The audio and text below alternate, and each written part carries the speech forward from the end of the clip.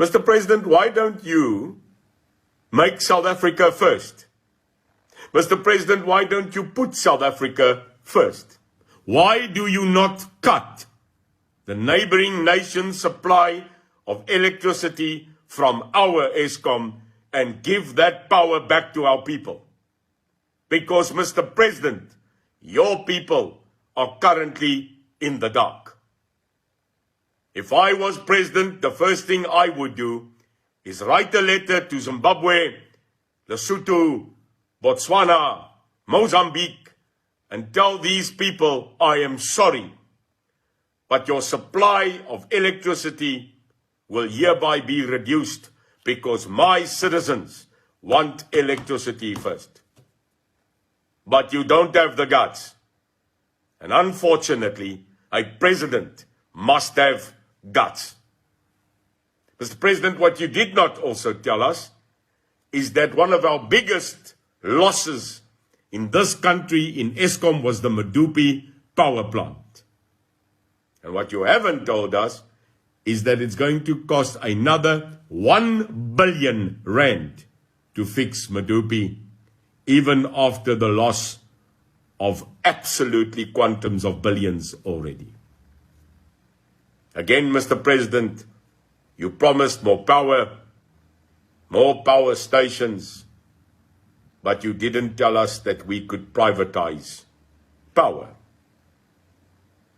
Mr. President, the solution of the UIM is privatize power. Open up the PPA, the private power purchase agreements.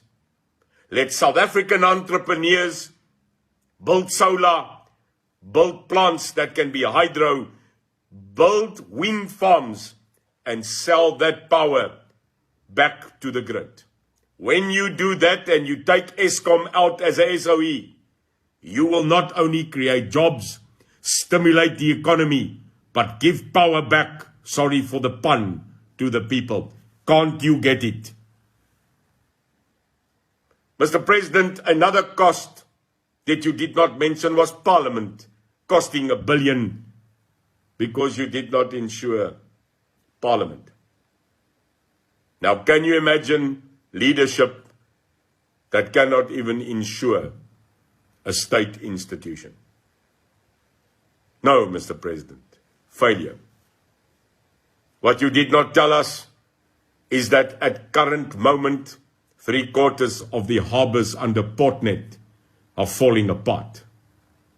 What you did not tell us is that in many cases, railroads don't exist anymore because they stole the steel and the railway tracks. Mr. President, what you did not tell us is the cost to company and the total digression of our railway system. All that you told us is you are fixing it. Mr. President, what you did not tell us is that we have hardly a road infrastructure without potholes. Mr. President, SANRAL did not tell us how they will now fix roads. The only thing you could tell us is that you are going to build 694 kilometers of rural roads. Rural roads, and you are not going to even replace the roads we lost already. Mr. President, and finally, you did not tell us that we have totally lost Denel.